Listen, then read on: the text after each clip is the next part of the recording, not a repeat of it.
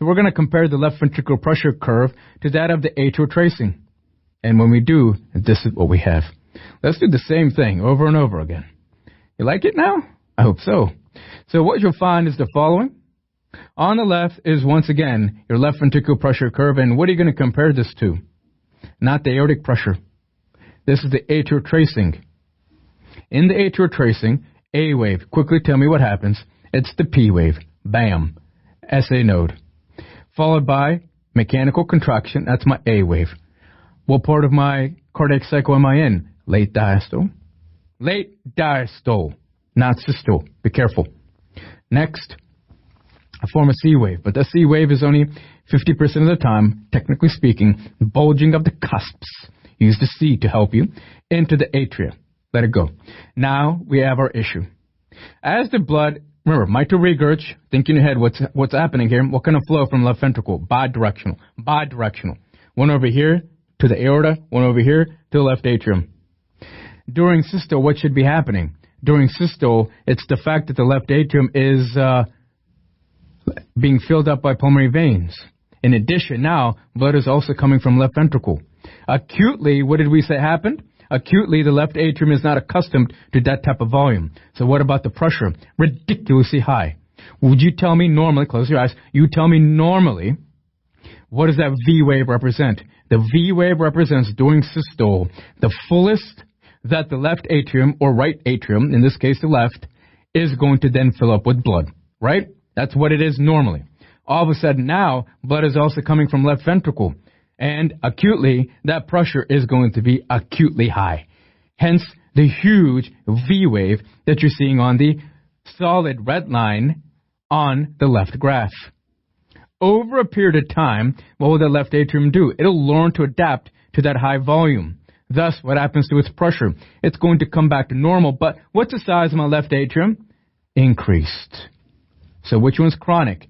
The dashed line that you're seeing, the red line, the dashed red line on your left curve.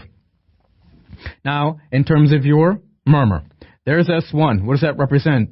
It represents closure. Is that where my problem is in MR? Yes. It doesn't want to close. It begins right after S1. It passes through S1. Let up. Shut up. Let up. Shut up. My murmur is holosystolic all through S1 and S2. What was the other systolic murmur that you and we have seen together? Aortic stenosis. It was a diamond in the middle, a crescendo decrescendo. That was aortic stenosis. Let's take a look at a pressure volume loop. What's the most important point here? Well, I want you to take a look at, number one, the loops. Now, what chamber is the loop? The pressure volume loop is only left ventricle, period. And what's the x-axis mean to you? It is the volume. So, now you have all this blood in your left atrium. During diastole, it's filling up the left ventricle. What's the size of my left ventricle? Huge.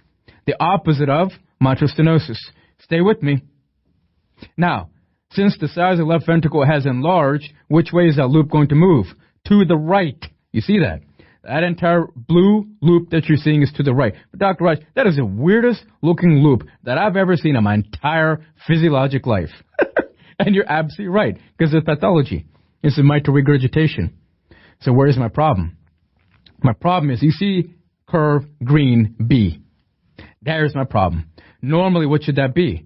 You see that red line? That red line on a pressure volume loop is an isovolumetric contraction. It should be nice and vertical, man. You've lost it. You've lost it because during mitral regurg, you've lost the ability to create a proper isovolumetric contraction. During isovolumetric contraction, what is actually happening? Blood is leaving left ventricle and going into left atrium, is it not? Are you picturing this? And so therefore, you're not able to form a proper straight vertical line. You form a deficiency of isovolumetric contraction. You find that on a pressure volume loop, without a doubt, your diagnosis, mitral regurg. All they have to show you on any of your exams is, you see where it says A on that right graph? That A represents the loss or deficiency of your isovolumetric contraction. Welcome, ladies and gentlemen, to MR mitral regurg.